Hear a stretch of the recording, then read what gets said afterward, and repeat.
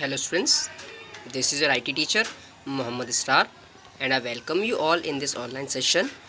Students, yesterday we started the chapter web applications and today we will continue with the same chapter and today's topic is networking fundamental. तो networking fundamentals के बारे में यानी कि network के बारे में आपको जानकारी दी जाएगी जिसमें कि आपका कवर होंगे टॉपिक में network, computer network, computer network के आर्किटेक्चर, कंप्यूटर नेटवर्क के टाइप, इंटरनेट को कनेक्ट करने के डिफरेंट टाइप्स, इंटरनेट से related different terminologies. Okay students, so let's start with the topic. Computer network जानते ही हैं, दो वर्ड से मिलके बना हुआ नेट एंड वर्क। नेट जानते ही हैं हम लोग, आम बोलचाल की भाषा में नेट का मतलब जाल और वर्क काम करना। तो एक ऐसा नेटवर्क, एक ऐसा जाल जो हमारे लिए काम करता है। और कंप्यूटर नेटवर्क में क्या होता है, जिस तरह से जाल में बहुत सारे थ्रेड्स आपस में एक दूसरे से इंटरकनेक्टेड रहते हैं। देखा होगा आप लोगों ने, इस तरह से बैडमिंटन नेट होता है, फिश नेट होता है ना। इसी तरह से जो कंप्यूटर नेटवर्क होता है उसमें बहुत सारे कंप्यूटर आपस में एक दूसरे से इंटरकनेक्टेड होते हैं, तो ये कहलाएगा हमारा computer network. Clear students? So computer network is a collection of computers. Collection मतलब आपस में एक दूसरे से जुड़े हुए हैं, and other hardware components interconnected by communication channels. तो एक कंप्यूटर नेटवर्क एक कलेक्शन है कंप्यूटर्स का, जिसमें बहुत सारे कंप्यूटर होते हैं या फिर और कोई हार्डवेयर कंपोनेंट्स हो सकते हैं जो आपस में एक दूसरे से इंटरकनेक्टेड हैं, जुड़े हुए हैं एक कम्युनिकेशन चैनल के द्वारा। कम्युनिकेशन चैनल में आपका आ सकता है केबल या फिर अदर कोई वायरलेस मोड जैसे कि वाईफाई, ब्लूटूथ और भी कनेक्शन होते हैं। ओके स्टूडेंट्स, दैट यहाँ पर रेफर किया गया है नेटवर्क को। नेटवर्क क्या करता है, अलाउ करता है sharing of resources and information. Resource क्या है, जैसे कि एक प्रिंटर पे हम लोग एक कंप्यूटर नेटवर्क में एक प्रिंटर यूज़ करते हैं, लेकिन उस प्रिंटर को सारे के सारे कंप्यूटर शेयर कर सकते हैं, यानी एक ही प्रिंटर पे वो प्रिंट्स दिए जा सकते हैं। तो ये हुआ शेयरिंग ऑफ रिसोर्सेज। या फिर एक इंटरनेट कनेक्शन है, पूरे नेटवर्क में हम जितने भी कंप्यूटर ऐड हैं उन सब पे इंटरनेट को एक्सेस कर पाते हैं, तो ये हुआ हमारा रिसोर्स शेयरिंग। और इन्फॉर्मेशन जानते ही हैं, जो भी कंप्यूटर के अंदर इन्फॉर्मेशन स्टोर है वो एक कंप्यूटर से दूसरे कंप्यूटर पे एक्सेस की जा सकती है या शेयर की जा सकती है। नेक्स्ट है हमारा आर्किटेक्चर। आर्किटेक्चर क्या होता है, कंप्यूटर का नेटवर्क जब एस्टेब्लिश किया जाता है, नेटवर्क जब क्रिएट किया जाता है, बनाया जाता है, तो उसको किस वे में जोड़ा जाएगा वो उसका आर्किटेक्चर होता है। तो दो टाइप के आर्किटेक्चर होते हैं मेनली। पहला है हमारा पीयर टू पीयर आर्किटेक्चर, जिसको P2P आर्किटेक्चर भी कहते हैं, और दूसरा है हमारा क्लाइंट सर्वर आर्किटेक्चर।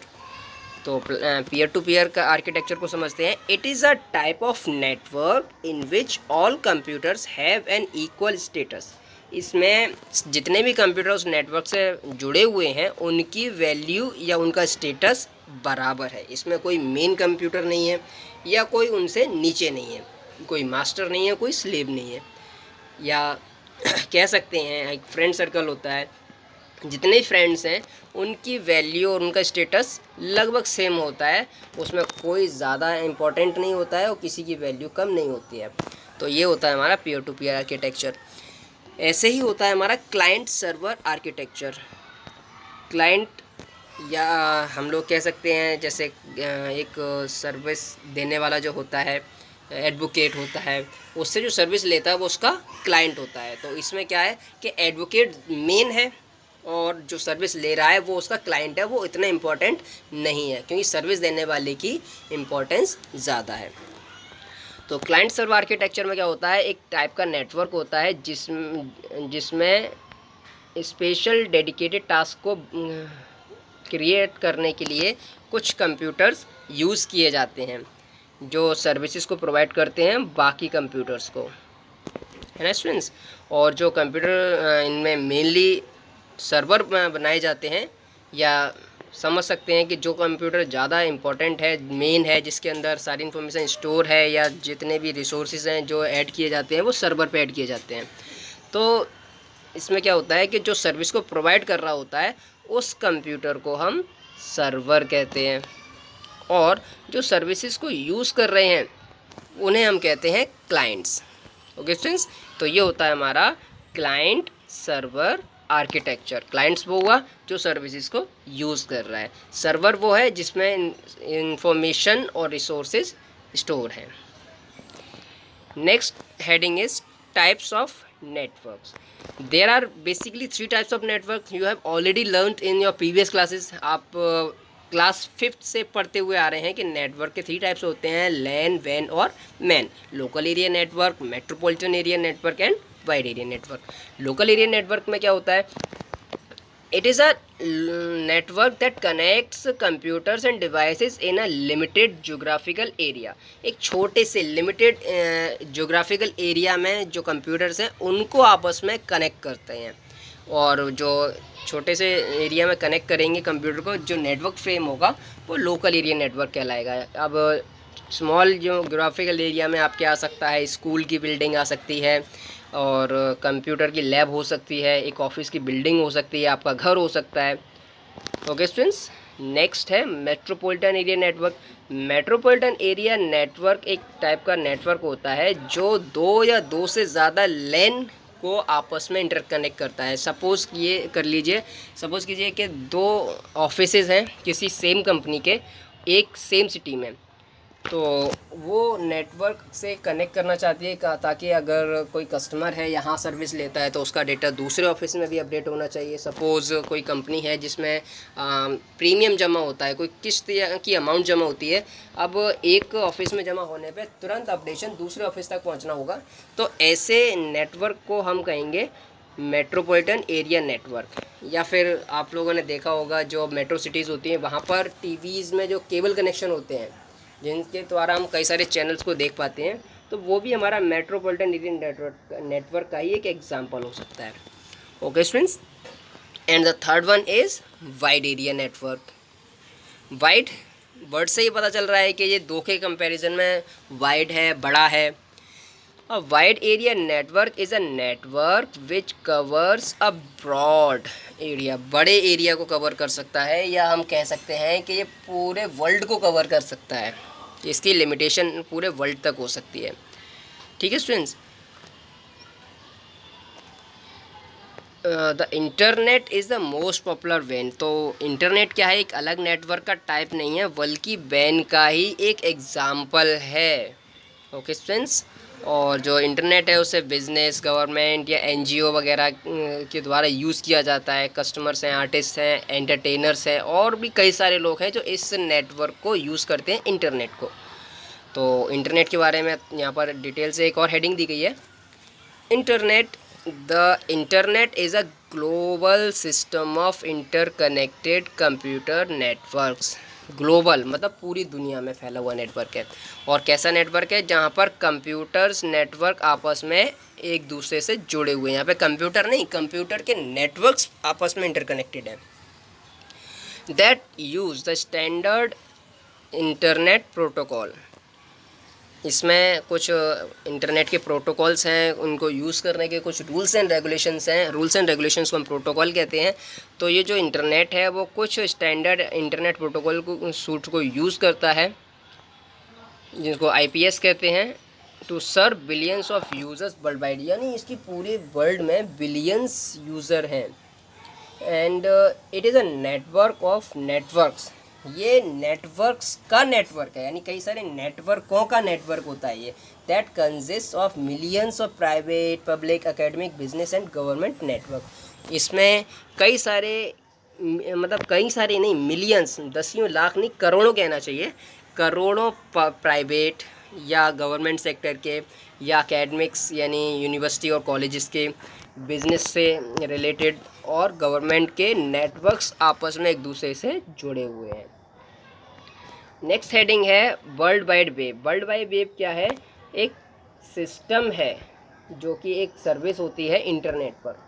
ठीक है। World wide web is a system of interlinked hypertext documents accessed by the internet. वो एक सिस्टम है इंटर लिंक्ड हाइपरटेक्स्ट डॉक्यूमेंट्स का, जिसको इंटरनेट पे हम एक्सेस कर पाते हैं। With a web browser one can view web pages. आप इंटरनेट को यूज़ करने के लिए जो एप्लीकेशन यूज़ करते हैं या ऐप यूज़ करते हैं या सॉफ्टवेयर यूज़ करते हैं, उसको कहा जाता है वेब ब्राउज़र। ओके स्टूडेंट्स, तो कंप्यूटर में जो आपके वेब ब्राउज़र्स हैं उनके एग्जांपल आपके हो सकते हैं Google Chrome, internet explorer, Netscape navigator हो सकता है, या फिर एप्पल सफारी है, मोजिला फायरफॉक्स है। कई सारे वेब ब्राउज़र्स होते हैं जिनके द्वारा आप इंटरनेट को यूज़ कर पाते हैं। तो ये इंपॉर्टेंट पॉइंट भी है, कभी कभी क्वेश्चन बना के दिया जा सकता है फिलअप में कि आप वेब पेजेस को देखने के लिए आप क्या यूज़ करते हैं। तो आंसर होगा web browser. Okay student, that में contain text, images, videos and other multimedia. अब दैट यहाँ पर क्या रेफ़र कर रहा है? दैट यहाँ पर रेफ़र कर रहा है वेब पेजेस को। वेब पेजेस में क्या क्या हो सकता है? टेक्स्ट हो सकता है, इमेजेस हो सकती हैं, वीडियोस हो सकते हैं और दूसरे टाइप के मल्टीमीडिया हो सकते हैं। एंड नेविगेट बिटवीन देम बाया हाइपरलिंक्स। और हम एक पेज से दूसरे पेज पे नेविगेट कर सकते हैं, जा सकते हैं, किससे? हाइपरलिंक्स के थ्रू। हाइपरलिंक क्या होता है? जब हम किसी भी ब्लू कलर की जो अंडरलाइन होता है जिस पर हम क्लिक करते हैं, जिसको क्लिक करते ही दूसरा पेज खुल जाता है, उसको हाइपरलिंक कहा जाता है, या शॉर्ट में हम लिंक भी कहते हैं। ठीक है, किसी पेज का लिंक सेंड करना है, किसी ऐप का लिंक सेंड करना, तो ये हाइपरलिंक होता है, बट शॉर्ट में हम इनको लिंक कह सकते हैं।